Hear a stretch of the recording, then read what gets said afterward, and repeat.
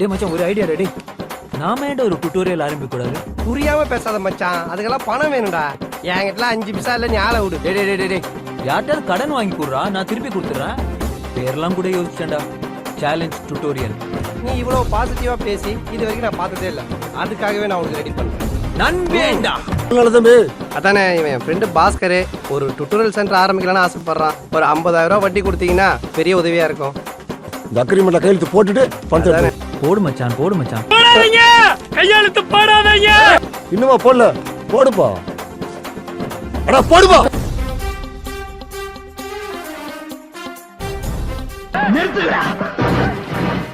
எதுக்கு நிறுத்த சொன்ன?